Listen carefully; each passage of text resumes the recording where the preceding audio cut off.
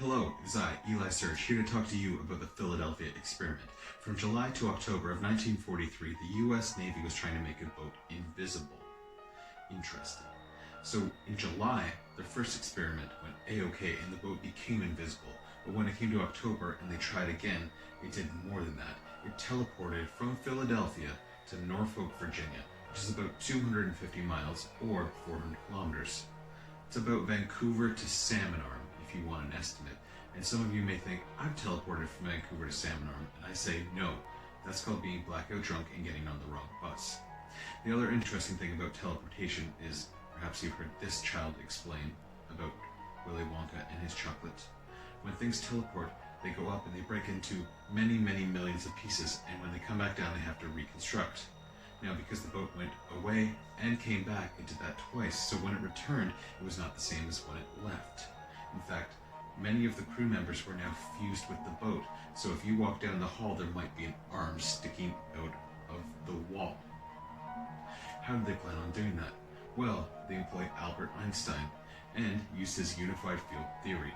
A theory that takes all physics laws that pertain to matter and the way it interacts with itself, light, and gravity, and use that to their advantage. To put it a little more simply, if you take water and you put it in front of something, that's refracting the light. That's changing the way the light is interacting with your eyes. So they wanted to do something similar with that boat. They wanted to bend light around it. Where it gets really crazy is when we introduce Carl Allen and Morris Jessup. Carl Allen was reportedly at the naval docks to see this boat teleport.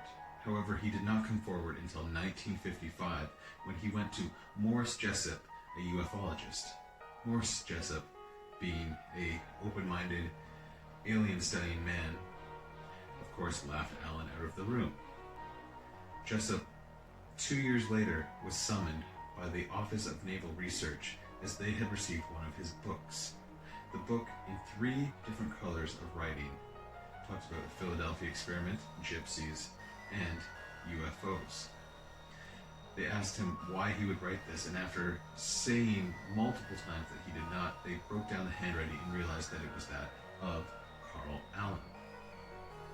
After Jessup left that office, he was never able to publish a book ever again, and because so, spiraled into depression and was actually left by his wife. Just 2 years later, he was found dead of an apparent suicide in his car. But the night before he was found, he made an urgent call to one of his friends saying he had new information about the Philadelphia experiment. Interesting. Also, he was employed by the U.S. Navy from May of 1943 until May of 1944. It's unclear what his position was, but he was employed during the entire time the Philadelphia experiment was happening. What does the U.S. government think of all of this? Well, they deny it to this day, and in fact they have logs saying the boat was never even in Philadelphia. In fact, it was stationed in New York City, or it had just returned from Bermuda on a training trip. On November 1st, it was set to go to Casablanca.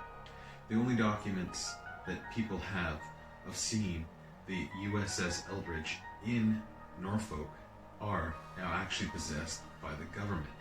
The logs were seized almost instantly. Then we get to 1988 and Al Bielek. Al Bielek came forward after watching a movie that came out in 1984 based on the Philadelphia experiment. He said that he, after watching the movie, had been reminded he was at the shipyard that day and was even on the ship. He had been brainwashed to try to forget it, though. As it began to teleport, he dove off, but never hit the water. He remembers floating through clouds before waking up in the hospital with radiation burns. He also claims that he's been to 2743 and has seen the future, so maybe the man's onto something. Perhaps in his time travels, he's become friends with Keanu Reeves and really knows more than the rest of us. Well, until next time, I'm Eli Surge.